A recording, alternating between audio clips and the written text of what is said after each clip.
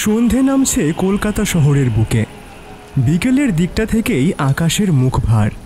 থমথমে কালো মেঘের দল ভেসে আসছিল পশ্চিমের দিক থেকে। বিকেল 4টের পর থেকেই শুরু হয়ে গেল ঝোড়ো বাতাস।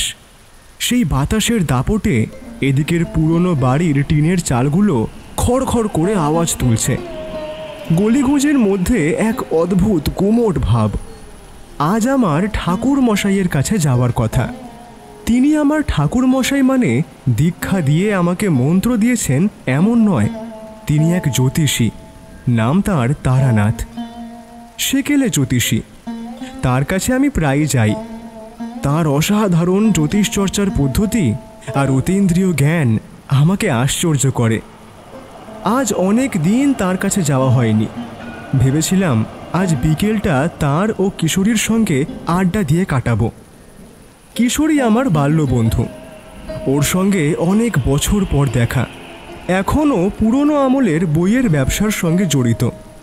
কিশোরীর আগ্রহ জ্যোতিষ চর্চায় নেই, তবে সে গল্প শুনতে ভালোবাসে। তারানাথ তান্ত্রিকের জীবনের অনেক বিচিত্র অভিজ্ঞতার গল্প সে শোনে আর মুগ্ধ হয়ে যায়। বজ্র বিদ্যুতের আওয়াজে সারা কলকাতা যেন কেঁপে কেঁপে উঠছে। বৃষ্টি শুরু হয়ে গিয়েছে। এমন দুর্যোগের মধ্যে কি করে যাই তাই ভাবছি। তখন কিশোরীর কথা মনে পড়ল। সেই আমাকে প্রায় জোর করেই আজ যেতে বলেছে। ও তো সেই দুপুরেই পৌঁছে গিয়েছে। আমারও মনটা কেমন টানছিল। এই দুর্যোগের মধ্যে কলকাতার এই সেকেলে পরিবেশটা এক অন্য রকম রূপ ধরে। এক হাতে লণ্ঠন আর এক হাতে ছাতা নিয়ে বেরিয়ে পড়লাম।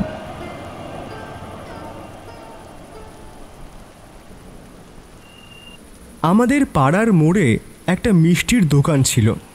তার পাশেই একটি তেলে ভাজার দোকান।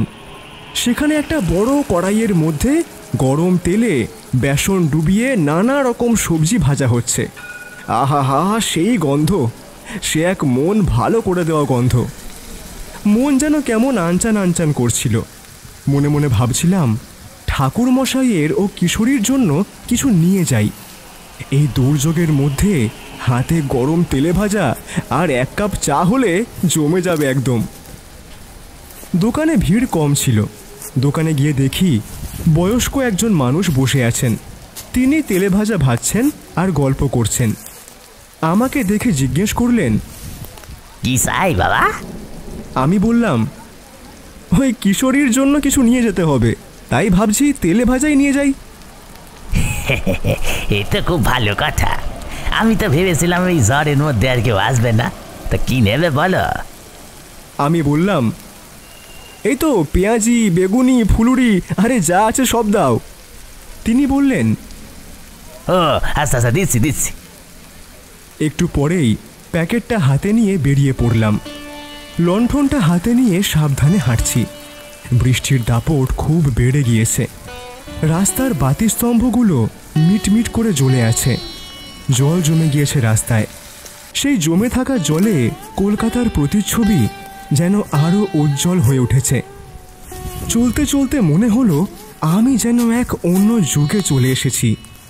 এই কলকাতা শহর, তার গলির মধ্যে পুরনো বাড়ি, তার বারান্দায় ঝুঁকে থাকা লতানো গাছ, তার জানালা থেকে ভেসে আসা পুরনো দিনের গান, সব কিছুই এক অন্য জগতে নিয়ে যায়।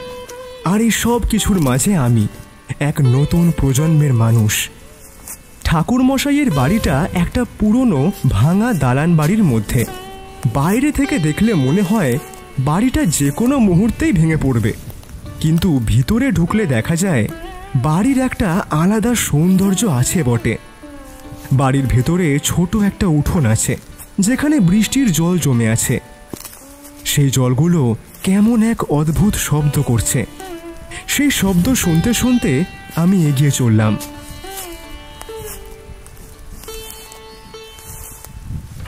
দরজাটা খুলতেই দেখি কিশোরী সামনে দাঁড়িয়ে। আমাকে দেখে এসে হেসে বলল, এই জল ঝড়ের মধ্যে তুমি যে আসবে আমি সেটা ভাবিনি। তোমার জন্যই তো অপেক্ষাটা করছিলাম। আমি হেসে বললাম, সে কি? আরে তোমাকে কথা দিয়েছি আর আমি আসবো না? আর তাছাড়া এখন এইসব গল্প শোনার এমন সুযোগটা আমি কি ছাড়তে পারি? হ্যাঁ। কিশোরী হাসতে হাসতে আমাকে ঘরে নিয়ে গেল। ঘরটা বেশ পুরনো আসবাবে ভর্তি। একটা ছোট খাট, একটা চেয়ার, একটা টেবিল। দেওয়ালে কিছু পুরনো ছবি আছে। একপাশে একটা আলমারি, তার উপরে কিছু তন্ত্রমন্ত্রের বই। আর সেই আলমারির পাশে একটি লাল রঙের ছোট কাপড়ে ঢাকা একটি বই। ঠাকুরমশাই ধুনো দিয়ে ঘরের ভেতর একটা অদ্ভুত গন্ধ তৈরি করেছেন। সেই গন্ধ যেন এক অন্য জগতে নিয়ে যায়। আমি ধুনো আর তেলে ভাজার গন্ধের মধ্যে প্রবেশ করলাম। ঘরে ঢুকতেই তারানাথ বললেন, এসো এসো, এই ঝড়ের মধ্যে এলে ভালো হলো, বসো। আমি বসতেই তিনি আমাকে আর কিশোরীকে চা আর কিছু তেলে ভাজা দিলেন। তারপর শুরু হলো গল্প। তার সেই অসাধারণ গল্পের মধ্যে দিয়েই আমার মন এক অদ্ভুত জগতে পৌঁছে গেল। তারপর সেই ধীর শান্ত কণ্ঠে তিনি বলতে শুরু করলেন, তোমাদের সে কতদিনকার আগের কথা। তখন এইসব মন্ত্রতন্ত্রের জালে আমি পুরোপুরি জড়িয়ে পড়িনি। ঘরবাড়ি ছেড়েছি বটে, কিন্তু মনটা তখনও পুরোপুরি ভবঘুরে। এক গ্রামের পর আরেক গ্রাম, আরেক গ্রামের পরে আরেক গ্রাম, কত পথ যে হেঁটেছি তার কোনো হিসেব নেই। পায়ে হেঁটে চলাই ছিল আমার একমাত্র অবলম্বন। সেদিনের কথা আমার আজও মনে আছে। আষাঢ় মাস, আর সে এক অদ্ভুত গরম, যাকে বলে গুমোট। আকাশের মুখ ভার হয়ে আছে, কিন্তু বৃষ্টির কোনো নামগন্ধ নেই। সারাটা দিন হেঁটেছি। দুপুরের দিকে একটা ছোট নদী পেরিয়ে আবার হাঁটা শুরু করেছি। পেটে তেমন কিছু পড়েনি, কিন্তু শরীরের ক্লান্তিটা ছিল 100 গুণ বেশি। মনে হচ্ছিল যেন আর এক পাও আমি চলতে পারবো না। তখন বিকেলের শেষ দিক, সূর্য ডোবার সময়। চারপাশের প্রকৃতি কেমন যেন স্তব্ধ হয়ে আছে। মাঠের উপরে ছায়া পড়েছে, ঝিঁঝি পোকার একঘেয়ে ডাক কানে আসছে। মনটা কেমন যেন উসকুস করছিল। হঠাৎ চোখের সামনে এক পুকুর চোখে পড়ল। নির্জন পুকুর, চারপাশে কোনো জনবসতি নেই। চারপাশে ঘন ঝোপঝাড় আর বড় বড় গাছ। গাছের পাতাগুলো কেমন যেন ঝরে ঝরে পড়েছে। সেই সব গাছের ফাঁকে একটি বাঁধানো ঘাট দেখা যাচ্ছে, আর সেই ঘাটের পাশেই এক শ্যাওলা পড়া বট গাছ। তার শিকড়গুলো যেন সাপ হয়ে নেমে এসেছে জলের কিনারে। পুকুরের জল ছিল একেবারে টলটলে। এমন পরিষ্কার জল আমি আগে দেখিনি। পুকুরের এক পাশে এক বিশাল পদ্মবন। পদ্ম গাছের ফাঁকে ফাঁকে কয়েকটি সাদা আর গোলাপি পদ্ম ফুটে আছে। জলের উপর সেই পদ্মগুলো যেন এক একটি মুখ। মনে হচ্ছিল যেন কেউ আমাকে ডাকছে। সারা শরীরের ক্লান্তি যেন মুহূর্তে কোথায় মিলিয়ে গেল। নিজেকে আর সামলাতে পারলাম না। পুকুরের ঘাটে গিয়েই জামা কাপড় রেখে ডুব দিলাম। আহা, সে কি আরাম!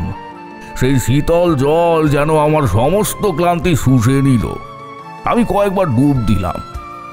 জলের তলায় অদ্ভুত এক শান্ত জগৎ, এক অন্য জগৎ, যেখানে কোনো কোলাহল নেই, শুধু জল আর জলের শব্দ।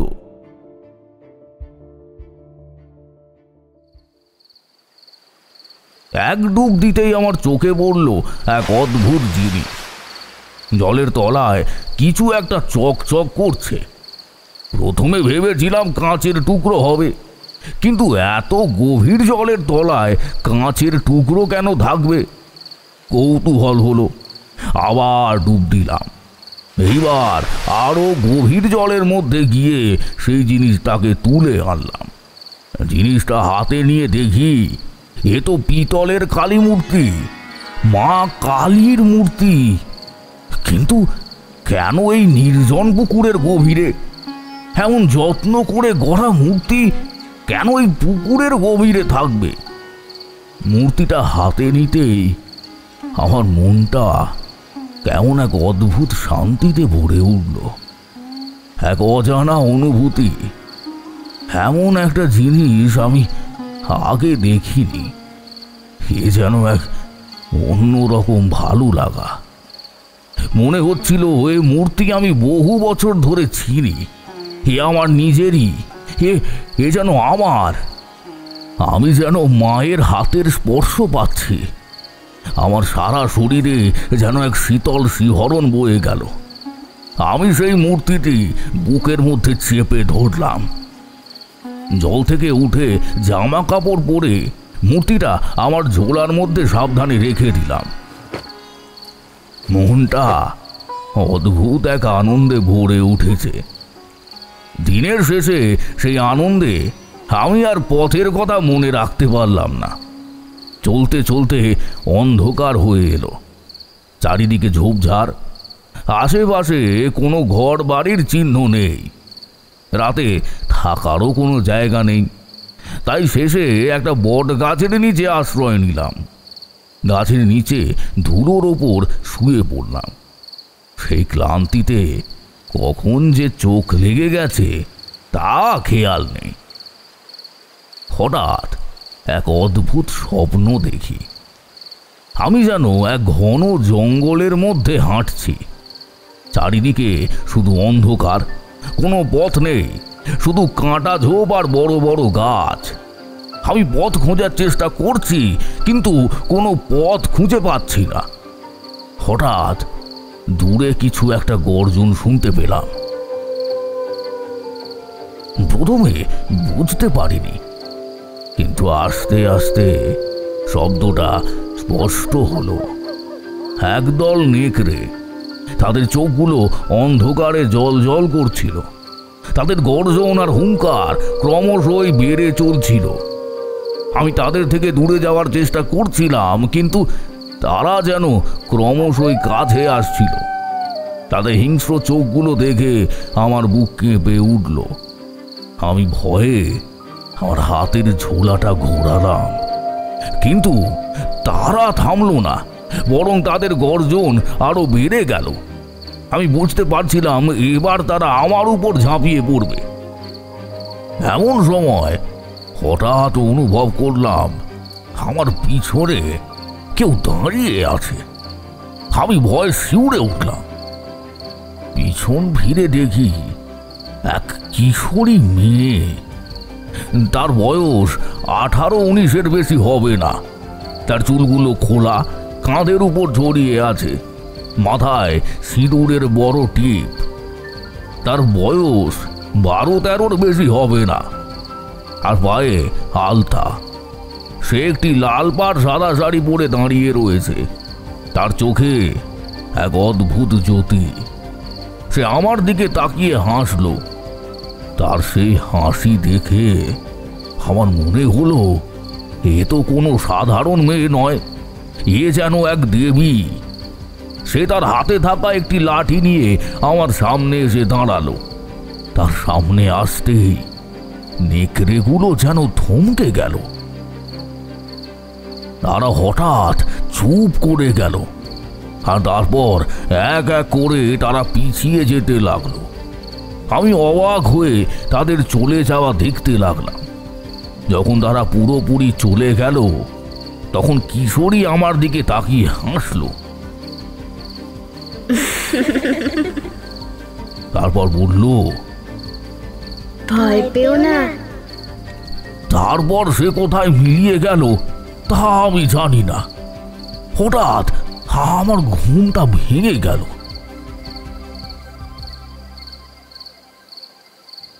আমার চারপাশটা অন্ধকার, কিন্তু চাঁদ উঠেছে।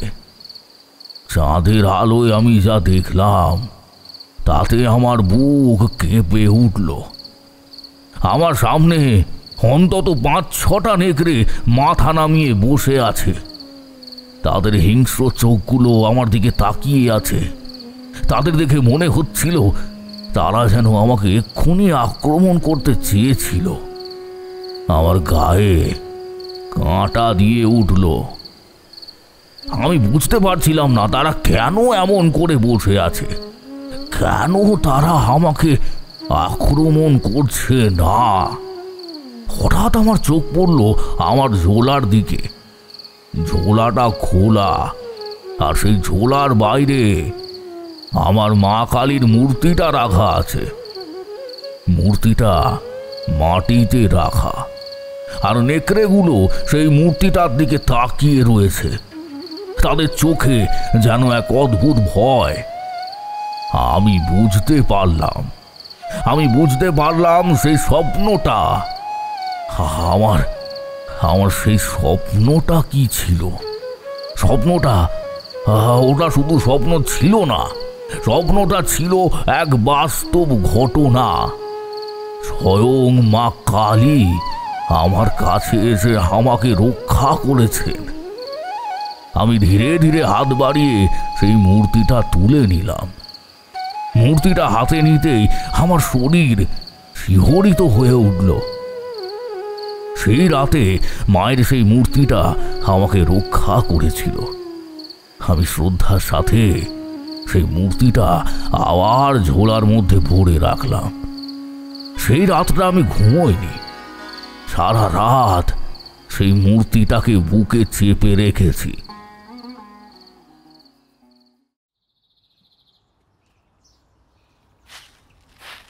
আকাশের মেঘ তখনও পুরোপুরি কাটেনি।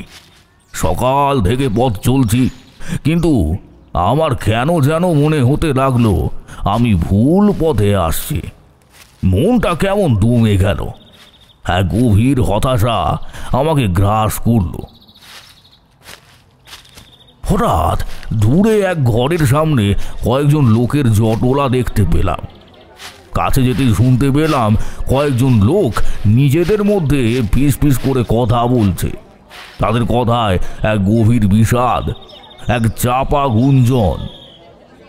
আমার ফুটফুটে মেয়ে এই বয়সে এমনটা হয়ে গেল, আর তো কিছুদিন পরেই বিয়ে হওয়ার কথা ছিল গো। একজন বলল, তার কণ্ঠে এক তীব্র শোক। আর বলো না, কাল রাতে জানি না কি যে হলো, ওই পাড়ায় নাকি এক অদ্ভুত শব্দ শোনা গিয়েছিল। কি জানি, কে জানে।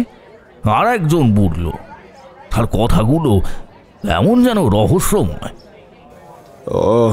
রোজই তো এমন হচ্ছে, আজ অমুকের মেয়ে, কাল তমুকের মেয়ে। দেখা যাক, হয়তো আজ আর একজনের পালা।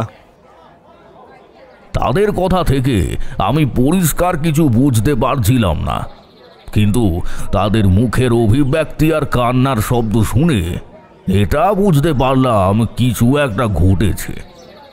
একটা নারী তার ঘরের সামনে বসে নীরবে কাঁদছে। তার কান্না যেন এক নীরব ঝর্ণা, কোনো শব্দ নেই। তার মুখটা দেখে মনে হচ্ছিল তার জগৎটা যেন ভেঙে পড়েছে। তিনি হয়তো তার মেয়েকে হারিয়েছেন। এক মা যখন তার মেয়েকে হারায় তখন তার কান্না কেমন হয় আমি তা দেখতে পেলাম। আমি তাদের মধ্যে একজন বয়স্ক মানুষকে জিজ্ঞেস করলাম, দাদা বলছি, এটা কোন গ্রাম? আর এই রাস্তা দিয়ে কি মাধবপুর গ্রাম যাওয়া যাবে? তিনি মাথা তুলে আমার দিকে তাকালেন। তার চোখে এক অদ্ভুত শূন্যতা। তিনি বললেন, এ হলো বিলাসপুর গ্রাম, কিন্তু তুমি যে রাস্তা দিয়ে এসেছ সেদিকে আর যাওয়ার পথ নেই। এই জায়গা মাধবপুর গ্রামের সম্পূর্ণ উল্টো দিকে। আমি ভদ্রলোককে আর কিছু জিজ্ঞেস করলাম না, কিন্তু এইখানে আসার পর থেকেই মনের ভেতরে কেমন একটা অদ্ভুত ভাব কাজ করছিল। না, আমি বুঝতে পারলাম যে এ গ্রামে কিছু একটা সমস্যা রয়েছে। আমি কিছুটা দূরে এগিয়ে গেলাম। দূরে একটা মন্দির চোখে পড়ল। মন্দিরটা বেশ পুরনো, আর তার অবস্থা দেখে মনে হচ্ছিল অনেক দিন এখানে কোনো পুজো হয়নি। মন্দিরের চারপাশে আগাছায় ভরে গেছে, দেওয়ালে শ্যাওলা জমেছে, মন্দিরের চূড়া থেকে পোলেস তারা খসে পড়েছে। আমি অবাক হলাম, একটি গ্রামের মধ্যে এমন একটি মন্দির কেন থাকবে?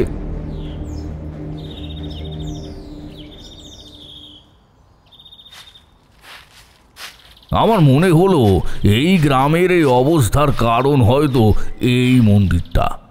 আমি তাই মন্দিরের দিকে এগিয়ে গেলাম। মন্দিরের সামনে একজন বৃদ্ধ মানুষ বসে আছেন।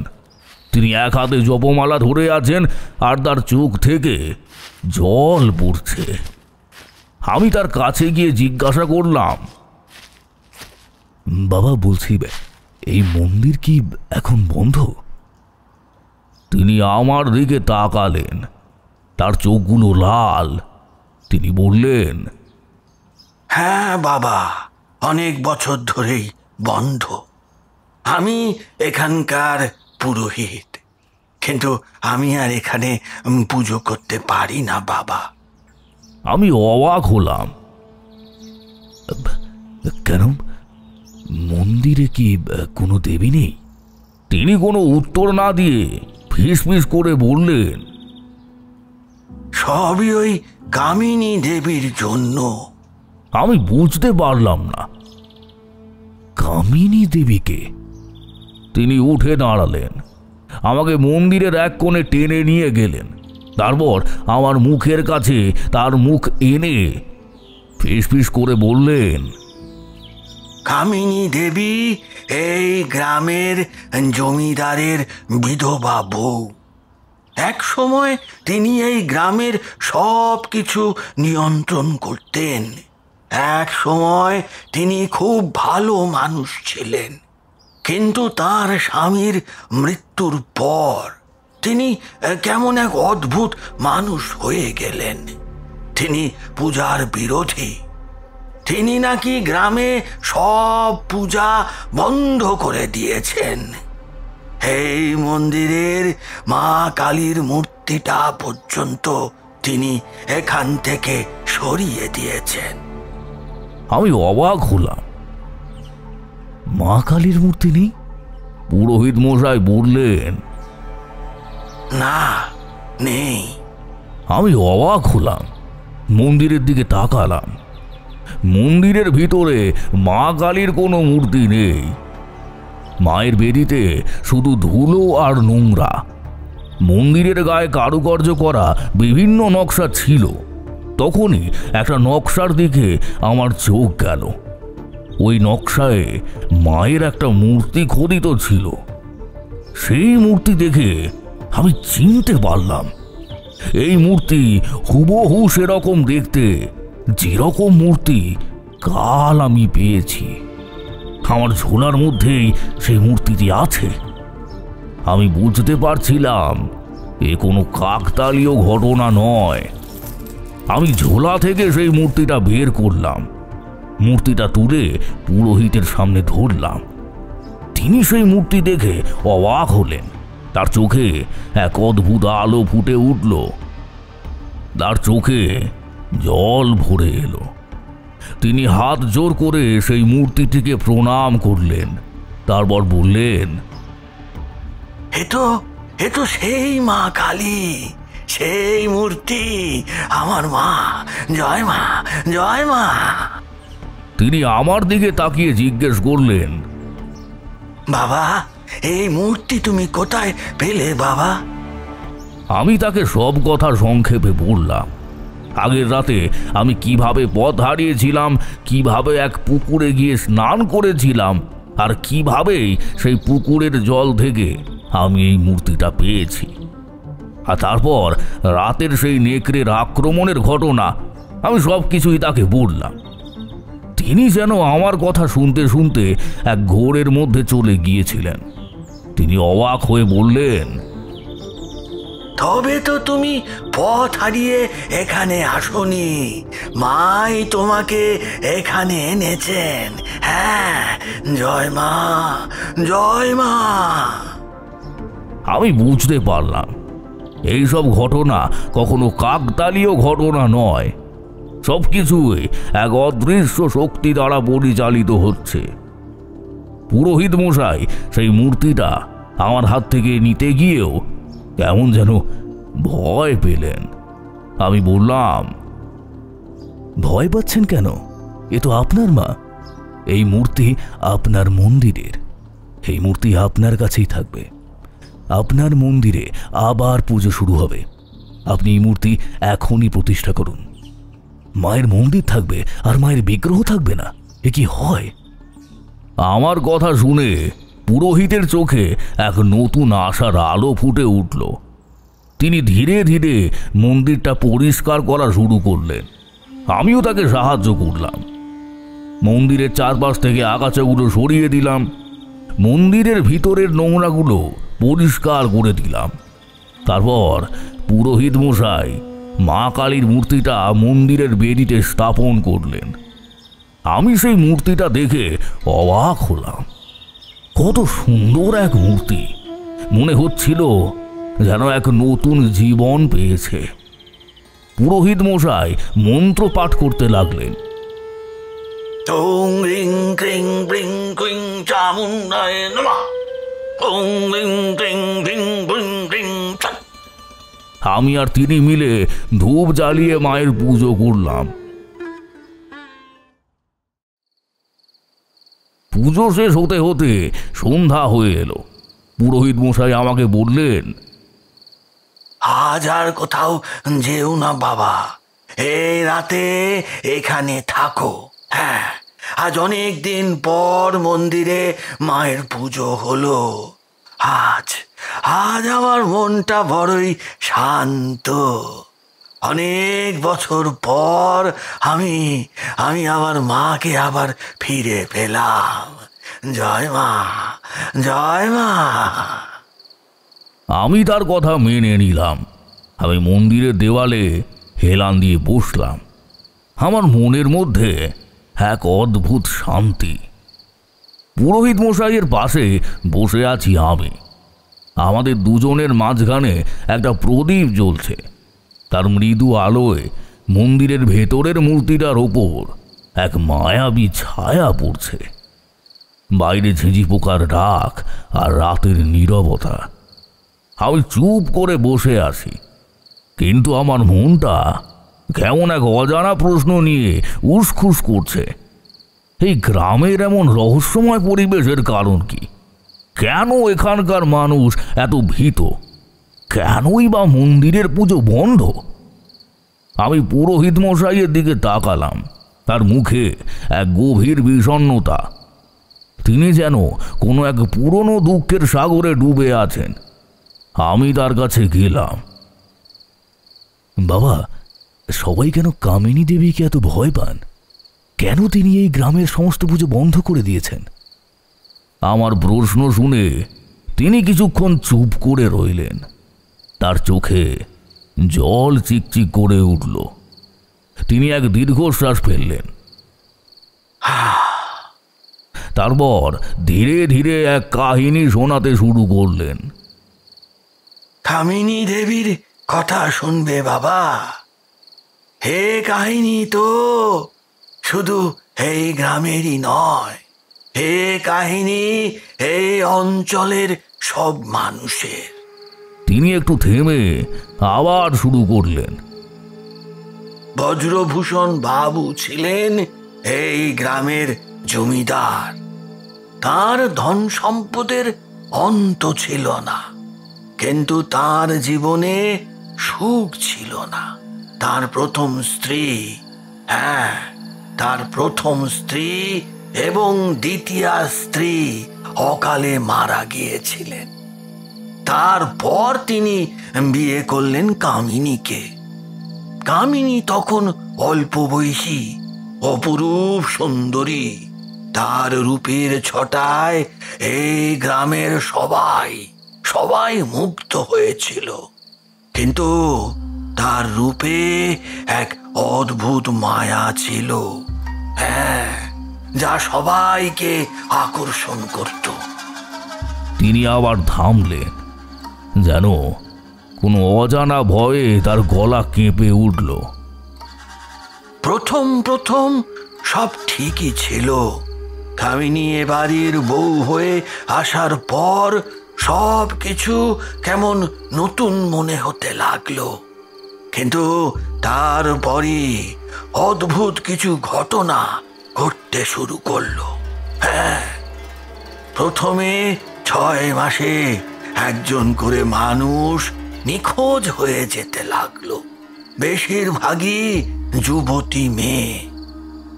আমি অবাক হয়ে তার কথা শুনছিলাম। আমার মনে হলো তিনি যেন তার জীবনের সব থেকে ভয়ঙ্কর স্মৃতিগুলো বলছেন। আমরা প্রথমে ভেবেছিলাম হয়তো তারা গ্রাম ছেড়ে অন্য কোথাও চলে গেছে, কিন্তু তারপরই ঘটনাগুলোর গতি বেড়ে গেল।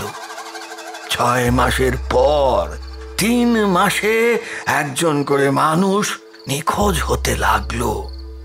তারপর সেই সময়টা কমে গিয়ে হয়ে গেল 1 মাস। প্রতি মাসেই একজন করে মেয়ে নিখোঁজ হয়ে যাচ্ছে। আমরা বুঝতে পারছিলাম না কি হচ্ছে। সবাই ভয়ে চুপ করে থাকতো, কেউ মুখ ফুটে কিছু বলতে সাহস করত না। পুরোহিত মশাইয়ের কথা শুনে আমার শরীর হিম হয়ে আসছিল। আমার মনে হলো আমি যেন কোনো এক ভৌতিক গল্পের মধ্যে প্রবেশ করেছি। তারপর এক সময় এলো যখন প্রতি সপ্তাহেই একজন করে মেয়ে নিখোঁজ হতে লাগলো। আর এখন তো প্রায় প্রতিদিনই একজন করে মেয়ে নিখোঁজ হচ্ছে। আর সব থেকে অদ্ভুত ব্যাপার, যখন তারা নিখোঁজ হয় তখন তাদের চারপাশে এক অদ্ভুত আলোর চক্র দেখতে পাওয়া যায়। হ্যাঁ, সেই আলোর চক্রের মধ্যে তারা সবার চোখের সামনে থেকেই অদৃশ্য হয়ে যায়। পুরোহিত মশাইয়ের কথায় এক গভীর রহস্য আর ভয় মিশেছিল। আমি তার দিকে তাকিয়ে রইলাম। আমার মনে 1000 প্রশ্ন তখন। কেন এমনটা হচ্ছে? কেন শুধু যুবতী মেয়েরা নিখোঁজ হচ্ছে? আমরা সবাই চেষ্টা করেছি এই গ্রাম ছেড়ে পালাতে, কিন্তু কোনো লাভ হয়নি। যারা গ্রাম ছেড়ে বাইরে গেছে তাদের সঙ্গেও একই ঘটনা ঘটেছে। তারা সেখানেও সেই আলোর চক্রের মধ্যে অদৃশ্য হয়ে গেছে। আমরা বুঝতে পারলাম আমরা এই গ্রামের অভিশাপ থেকে কোনোদিনই মুক্তি পাব না। তিনি আবার থামলেন। তার চোখ থেকে এক ফোঁটা জল গড়িয়ে পড়ল। সেই জলের ফোঁটা যেন এক দীর্ঘশ্বাস। অনেকে বলে এর পেছনে কামিনী দেবীর হাত আছে। সেই নাকি এই সব করে, সেই সব মেয়েদের মেরে ফেলে, আর সেই সব মৃত মেয়েদের শক্তি দিয়ে নিজের রূপ ধরে রাখে। বজ্রভূষণ বাবুর বয়স হয়েছে, তিনি মারাও গেছেন, কিন্তু কামিনী দেবীর সৌন্দর্য একটুও কমেনি। তার রূপ আজও আগের মতোই আছে। তার রূপের রহস্য আসলে এটাই। হ্যাঁ, পুরোহিত মশাই যখন থামলেন তখন আমার মনে এক অদ্ভুত উপলব্ধি এলো।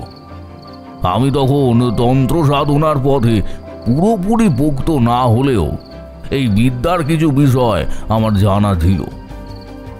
আমি জানতাম এমন কিছু তন্ত্র সাধনা আছে যার মাধ্যমে নিজের রূপকে দীর্ঘকাল ধরে ধরে রাখা সম্ভব। এই তন্ত্র সাধনায় সাধারণত বলিদান দেওয়া হয়, আর সেই বলিদানের শক্তি দিয়েই নিজের শরীরকে তরুণ রাখা যায়। আমি বুঝতে পারলাম পুরোহিত মশাই যা বলছেন তা এক ধরনের তন্ত্র সাধনা।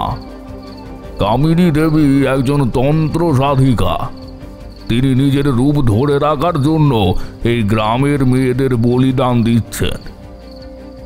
তারপর বসে বসে এসব নিয়ে ভাবতে ভাবতে কখন যে ঘুমিয়ে গেছি তার খেয়াল নেই।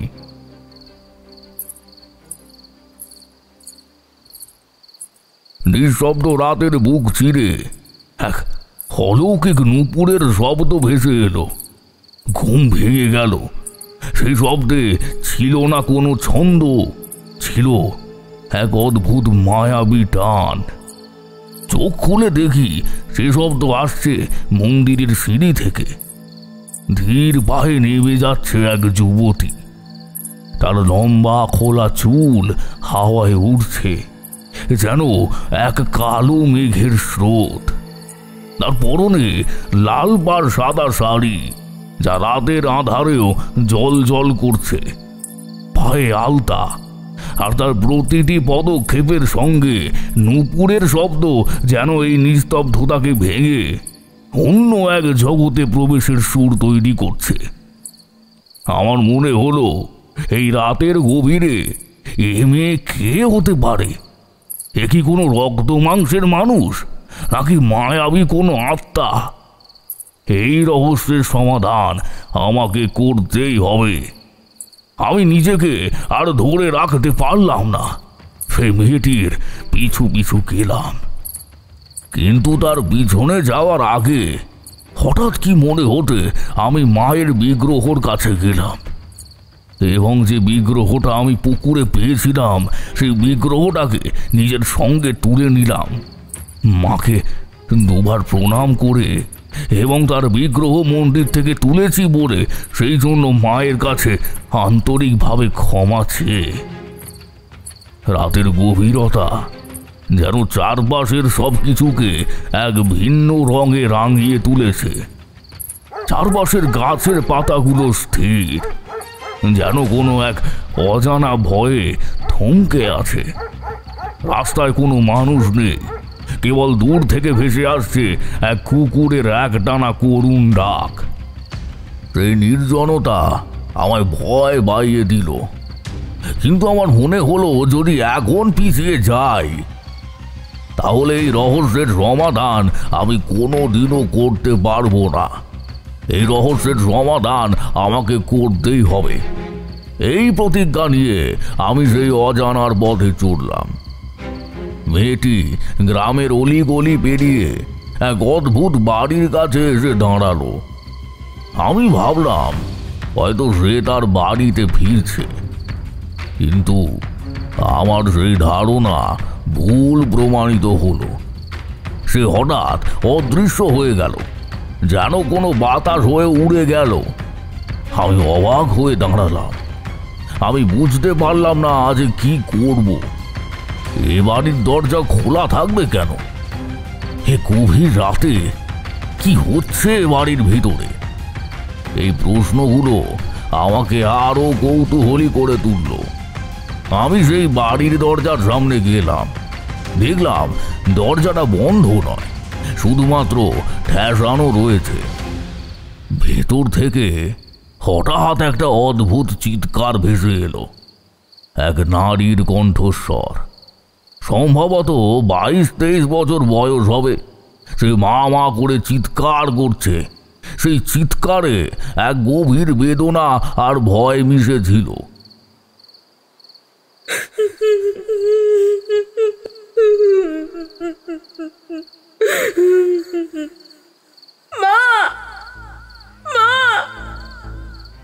সেই চিৎকারে আমার বুকটা কেঁপে উঠল।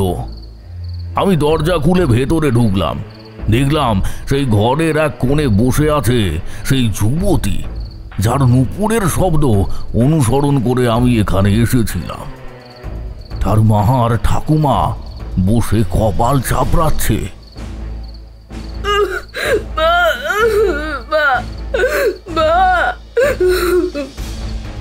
যুবতীর চোখগুলো লাল হয়ে এসেছে, তার শরীরের শিরাগুলো ফুলে উঠেছে, যেন কোনো অজানা শক্তি তার শরীরকে ধ্বংস করে দিচ্ছে। তার হাত পাগুলো যেন দুমড়ে মুচড়ে যাচ্ছে। তার চারপাশ থেকে এক অদ্ভুত লাল আলো বিচ্ছুরিত হচ্ছে। সেই আলোটা পুরো ঘরটাকে ভরে দিয়েছে। সেই আলোর মধ্যে আমি একাধিক বিভৎস পিশাচের ছায়া দেখতে পেলাম। তাদের মুখগুলো বিকৃত, চোখগুলো লাল, যেন নরকের আগুন জ্বলছে। সেই লাল আলো মেঝেতে নেমে এলো, আর সেখানে এক বৃত্তাকার অংশ তৈরি হলো। সেই বৃত্তাকার অংশটা পুরোপুরি অন্ধকার, যেন কোনো গভীর সুড়ঙ্গ। আমার মনে হলো সেই সুড়ঙ্গটা যেন এক অন্য জগতে যাওয়ার রাস্তা। সেই অন্ধকার সুড়ঙ্গ থেকে অসংখ্য বিভৎস হাত বেরিয়ে এলো। সেই হাতগুলোর বড় বড় নখ ছিল। সেই হাতগুলো মেয়েটিকে টানতে টানতে সুড়ঙ্গের ভিতরে নিয়ে যাচ্ছিল। মেয়েটি প্রাণপণে চিৎকার করছিল, কিন্তু তার চিৎকার কেউ শুনতেই পাচ্ছিল না।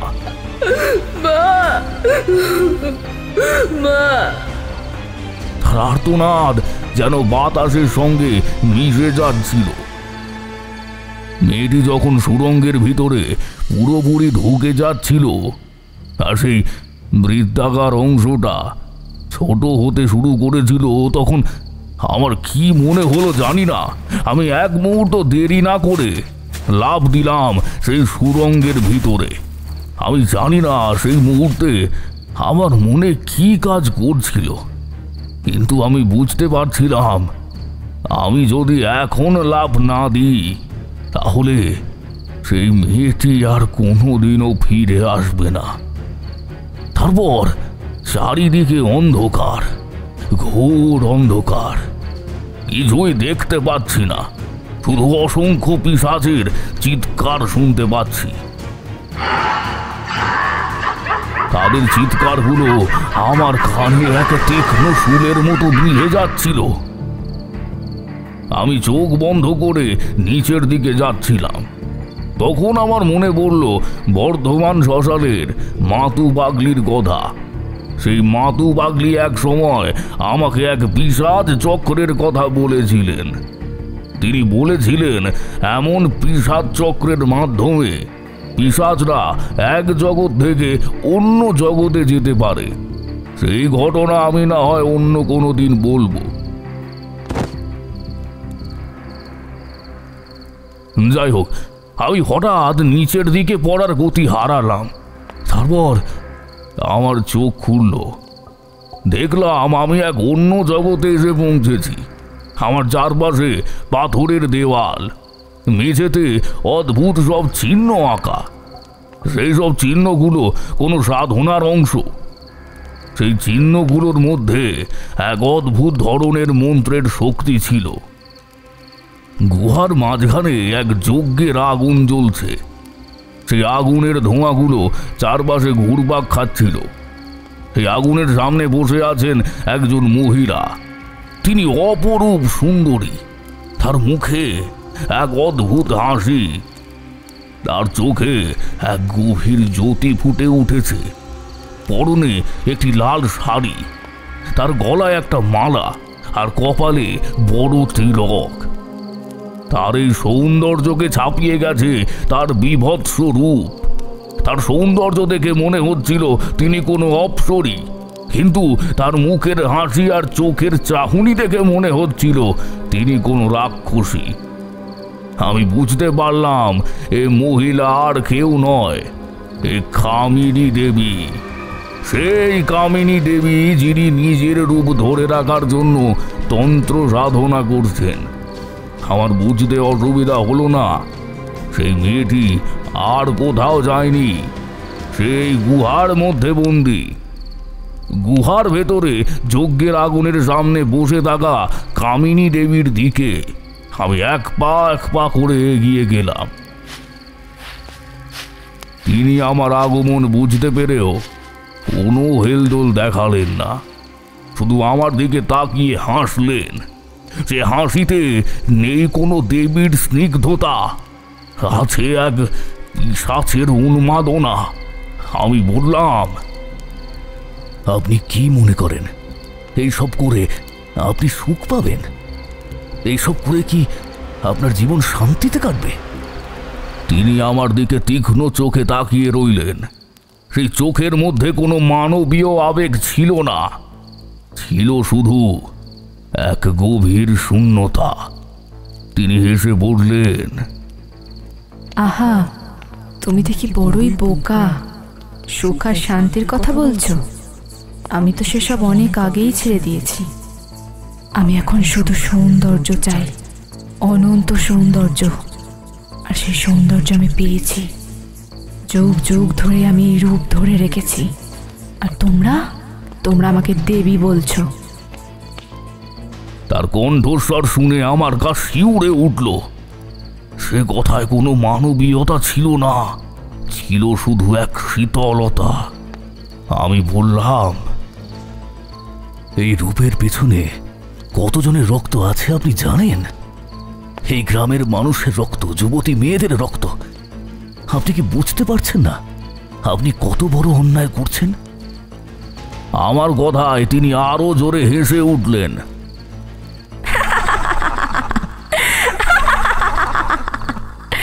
অন্যায়? অন্যায় কাকে বলে? আমি তো শুধু সৌন্দর্য চাই। আর সেই সৌন্দর্য পাওয়ার জন্য আমাকে রক্ত পান করতে হয়। রক্ত তো অমৃত। রক্ত ছাড়া কি এই রূপ ধরে রাখা সম্ভব? এই সৌন্দর্য, এই যৌবন, এসব তো তাদেরই বলিদান। আমি বললাম, আপনি তো একসময় এই গ্রামের জমিদার পরিবারের বউ ছিলেন। আপনার কি কোনো দুঃখবোধ নেই? আপনার কি কোনো বিবেক নেই? আপনি কি সেই সব মেয়েদের কথা ভাবেন না যাদের আপনি নির্মমভাবে হত্যা করছেন? কামিনী দেবী তার মুখটা আমার মুখের কাছে নিয়ে এলেন। তার মুখ থেকে এক অদ্ভুত গন্ধ এলো। সেই গন্ধ ছিল রক্ত আর শ্মশানের ধোঁয়ার মিশ্রণ। বিবেককে আমি অনেক আগেই হত্যা করেছি। যখন আমার স্বামী মারা গেলেন, তখন আমি বুঝতে পারলাম এই পৃথিবীর সব কিছুই ক্ষণস্থায়ী। রূপ, যৌবন, ধনসম্পদ সব কিছু একসময় নষ্ট হয়ে যাবে। তখন আমি প্রতিজ্ঞা করেছিলাম আমি কোনোদিনও আমার রূপকে নষ্ট হতে দেব না। সেই প্রতিজ্ঞা আমাকে এই পথে নিয়ে এসেছে। তিনি যজ্ঞের আগুনের দিকে হাত বাড়িয়ে বললেন, তুমি তো দেখেছো এই গ্রামে প্রতিদিনই একজন করে মেয়ে নিখোঁজ হচ্ছে। তাদের আমি ধরে আনি, আমি তাদের বলিদান দিই। তাদের শরীরের রক্ত আমি পান করি। সেই রক্ত আমার শিরা উপশিরায় মিশে যায়। সেই রক্ত আমাকে শক্তি দেয়। সেই রক্ত আমাকে যৌবন দেয়। সেই রক্ত আমাকে অমর করে। তার কথা শুনে আমার গা কেঁপে উঠল। আমি বুঝতে পারছিলাম এ মহিলা এক উন্মাদ। আমি আর কথা বাড়ালাম না। আমি আমার তন্ত্র সাধনার পথ ধরলাম। আমি আমার হাতের ঝোলা থেকে মা কালীর মূর্তিটি বের করলাম। সেই মূর্তিটি আমার হাতে এক অদ্ভুত জ্যোতি ঝরাচ্ছিল। সেই জ্যোতি দেখে কামিনী দেবীর হাসি থেমে গেল। তার মুখে এক অদ্ভুত ভয় দেখা গেল। এই মূর্তি তোমার কাছে কোথা থেকে এলো? এ আমার মা, হে মা কালী। তিনি আমাকে এই পথে এনেছেন, আর এই পথেই আমি তোমাকে পরাস্ত করব। কামিনী দেবী তার পিশাচদের ডাকলেন। গুহার প্রতিটি অন্ধকার কোণ থেকে বেরিয়ে এলো অসংখ্য পিশাচ। তাদের বিভৎস মুখগুলো, জ্বলন্ত চোখগুলো আর বড় বড় দাঁতগুলো দেখে আমার গা কেঁপে উঠল।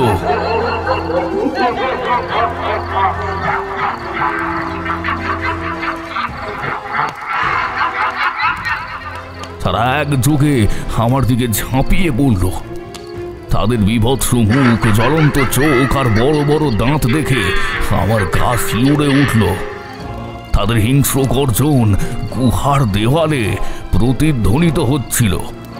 তারা একযোগে আমার দিকে ঝাঁপিয়ে পড়ল। আমি তাদের আক্রমণ থেকে নিজেকে বাঁচানোর চেষ্টা করলাম। আমার হাতে থাকা মা কালীর মূর্তিটি থেকে এক অদ্ভুত শক্তি অনুভব করছিলাম। আমি মন্ত্রপাঠ করতে শুরু করলাম। ওম ক্রিং ক্রিং ক্রিং ফট স্বাহা, ওম ভ্রিং ভ্রিং ভ্রিং ভ্রিং ফট স্বাহা। আমার মুখ থেকে মন্ত্রের শব্দগুলো যেন আগুনের গোলা হয়ে বেরিয়ে আসছিল। সেই মন্ত্রের শক্তি দেখে পিশাচেরা ভয় পেল আর আমার কাছ থেকে দূরে চলে গেল। কিন্তু তারা পুরোপুরি পিছু হটল না। তারা গুহার দেওয়াল ধরে আমার দিকে পাথর ছুঁড়তে শুরু করলো। এক বিশাল পাথর আমার দিকে ছুটে এলো। আমি দ্রুত সরে গেলাম, কিন্তু সেই পাথরের আঘাত থেকে নিজেকে বাঁচাতে পারলাম না। আমার কাঁধে আঘাত লাগলো, আমি মাটিতে পড়ে গেলাম। পিশাচেরা এবার আরো উন্মত্ত হয়ে আমার উপর ঝাঁপিয়ে পড়ল। তারা তাদের তীক্ষ্ণ নখ দিয়ে আমাকে ক্ষত বিক্ষত করতে লাগলো। আমি তাদের সঙ্গে লড়াই করার চেষ্টা করলাম, কিন্তু তাদের সংখ্যা ছিল অগণিত। তাদের শক্তির কাছে আমি দুর্বল হয়ে পড়ছিলাম। তারা আমাকে ধরে ছুঁড়ে ফেলে দিল। আমি গিয়ে গুহার ছাদের দেওয়ালে ধাক্কা খেলাম। এক মুহূর্তে আমার চারপাশে অন্ধকার নেমে এলো। আমি বুঝতে পারলাম এ লড়াইয়ে আমার জয়ী হওয়া সম্ভব নয়। কিন্তু হাল ছাড়ার মতো মানুষ আমি নই। আমি আমার সমস্ত শক্তি দিয়ে আবারও উঠে দাঁড়ালাম। ঠিক তখনই আমার হাতে ধরা মা কালীর মূর্তিটি থেকে এক তীব্র আলো বিচ্ছুরিত হতে শুরু করলো। সেই আলো এতই উজ্জ্বল ছিল যে আমার চোখ ঝলসে গেল। আমি প্রথমে বুঝতে পারলাম না কি হচ্ছে, কিন্তু সেই আলোর তীব্রতায় পিশাচেরা একে একে ভস্মীভূত হতে শুরু করলো। তাদের চিৎকার আরো তীক্ষ্ণ, আরো ভয়ঙ্কর হয়ে উঠল।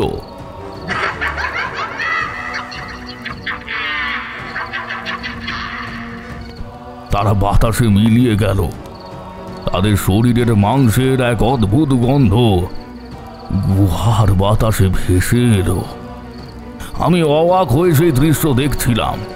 আমি বুঝতে পারছিলাম এ আমার শক্তি নয়, হে মা কালীর অলৌকিক শক্তি। পিশাচেরা ভস্মীভূত হওয়ার পর কামিনী দেবী উন্মত্ত হয়ে উঠলেন। তার রূপ আরো ভয়ঙ্কর হয়ে উঠল। তার চোখ থেকে রক্ত ঝরতে লাগলো। তিনি আমার দিকে এগিয়ে এলেন। এ কি করে হলো? এ অসম্ভব। তিনি আমার ওপর ঝাঁপিয়ে পড়লেন। তার হাতে এক অদ্ভুত ধরনের অস্ত্র ছিল। সেই অস্ত্র দিয়ে তিনি আমাকে আঘাত করতে লাগলেন। আমি তার আক্রমণ থেকে নিজেকে বাঁচাতে লাগলাম। আমি বুঝতে পারলাম এই লড়াই শুধু আমি আর তার মধ্যে নয়, এ লড়াই এক তন্ত্র সাধকের আর এক তন্ত্র সাধিকার মধ্যে। তিনি নিজে আমাকে আক্রমণ করলেন। আমাদের লড়াই চলল অনেকক্ষণ। আমি তাকে দুর্বল করতে লাগলাম। আমার তন্ত্রমন্ত্রের শক্তি ক্রমশই বেড়ে যাচ্ছিল। আমি বুঝতে পারলাম মা কালী আমার সঙ্গে আছেন। আমি তার দিকে তাকিয়ে হাসলাম। তুমি কি মনে করো তুমি আমাকে হারাতে পারবে? কামিনী দেবী বললেন, আমি কখনো হারবো না। আমি অমর। আমার সৌন্দর্য কখনো নষ্ট হবে না। আমি তার দিকে তাকিয়ে বললাম, তোমার সৌন্দর্য তো কোনোদিনই ছিল না। তুমি তো একটা পিশাচ, আর পিশাচের কোনো সৌন্দর্য থাকতে পারে না। আমার কথা শুনে তিনি যেন উন্মাদ হয়ে গেলেন। তিনি আরো জোরের সঙ্গে আমাকে আক্রমণ করতে লাগলেন। আমি তার আক্রমণ থেকে নিজেকে বাঁচিয়ে তার দিকে এগিয়ে গেলাম। আমাদের লড়াইয়ের শেষ মুহূর্ত এসে পড়ল। তিনি আমাকে আক্রমণ করতে গিয়ে তার পা হড়কে গেল। তিনি পিছলে পড়লেন।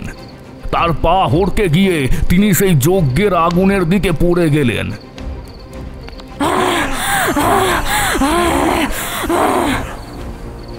তার শরীরের ওপর আগুন লেগে গেল। তার শরীরটা দাউ দাউ করে জ্বলতে শুরু করলো। তার মুখের সেই হাসিটা মুছে গেল। তার সেই অপরূপ রূপটা পুড়ে গেল। তিনি চিৎকার করতে লাগলেন। সেই চিৎকারে